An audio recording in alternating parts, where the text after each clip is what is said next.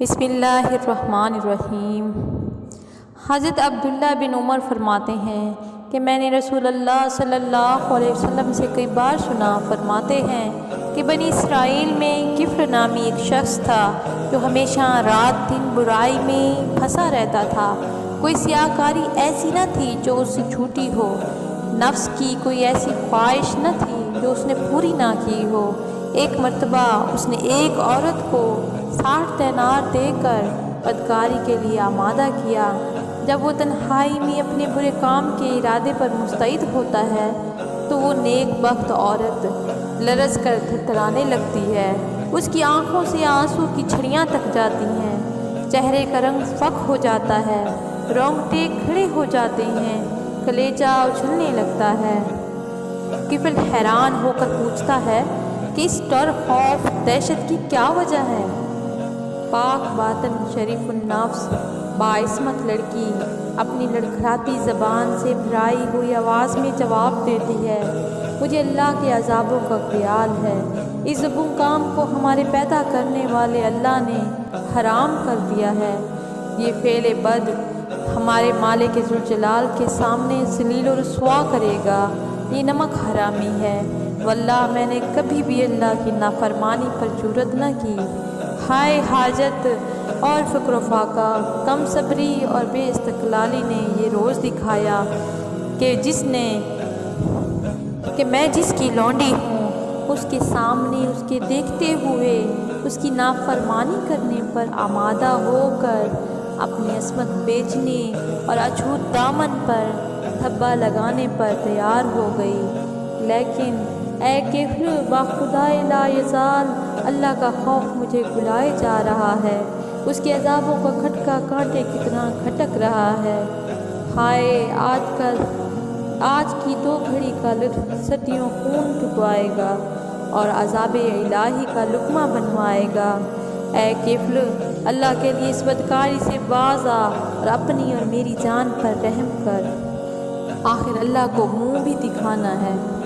اس نیک نہاد اور پاک باطن اور عصمت مآب خاتون کی پر اثر اور بے لوث مخلصانہ سچی تقریر اور خیر ثوابی نے کفل پر اپنا گہرا اثر ڈالا، اور چونکہ جو بات سچی ہوتی ہے دل ہی میں اپنا گھر کرتی ہے، ندامت اور شرمندگی ہر طرف سے گھیر لیتی ہے، اور عذاب الہی کی خوفناک شکلیں ایک دم آنکھوں کے سامنے آ کر ہر طرف سے، حتیٰ کہ در و دیوار سے دکھائی دینے لگتی ہیں۔ جسم بے جان ہو جاتا ہے، قدم بھاری ہو جاتا ہے، دل تھرا جاتے ہیں۔ سو ایسا ہی کفل کو معلوم ہوا، وہ اپنے انجام پر غور کر کے اپنی سیاہ کاریاں یاد کر کے رو دیا اور کہنے لگا، اے پاک باز عورت، تو محض ایک گناہ پر، وہ بھی جو تو نے کیا نہیں، اس قدر کبریائے ذوالجلال سے لرزاں ہے۔ ہائے میری تو ساری عمر اپنی بدکاریوں اور سیاہ اعمالیوں میں بسر ہو گئی، میں نے اپنے منہ کی طرح اپنے اعمال نامے کو بھی سیاہ کر دیا، اللہ کا خوف کبھی پاس بھی نہ بھٹکنے دیا، عذاب الہی کو کبھی بھولے سے پرواہ نہ کی۔ ہائے میرا مالک مجھ سے غصہ ہوگا، اس کے عذاب کے فرشتے میری طاق میں ہوں گے، جہنم کی غیظ و غضب اور قہر آلودہ نگاہیں میری طرف ہوں گی، میری قبر کے سانپ بچھو میرے انتظار میں ہوں گے۔ مجھے تو تیری نسبت زیادہ ڈرنا چاہیے، نہ جانے میدان محشر میں میرا کیا حال ہوگا۔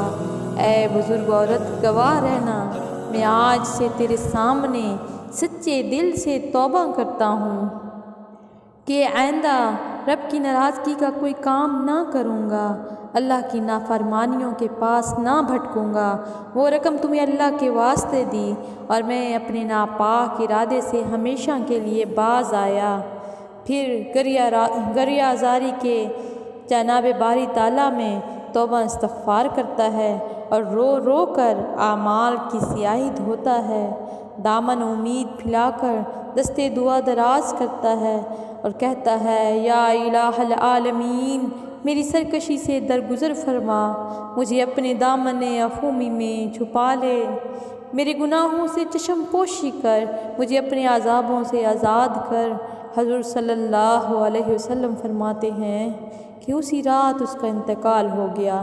صبح کو لوگ دیکھتے ہیں اس کے دروازے پر اللہ کی طرف سے لکھا ہوا ہے ان اللہ قد غفر کفل، یعنی اللہ تعالیٰ نے کفل کے گناہوں کو معاف فرما دیا۔ اللہ تعالیٰ آپ کو بھی اور مجھے بھی تمام گناہوں سے پاک کر دے، ہمیں ان برائیوں سے بچا لے، آمین۔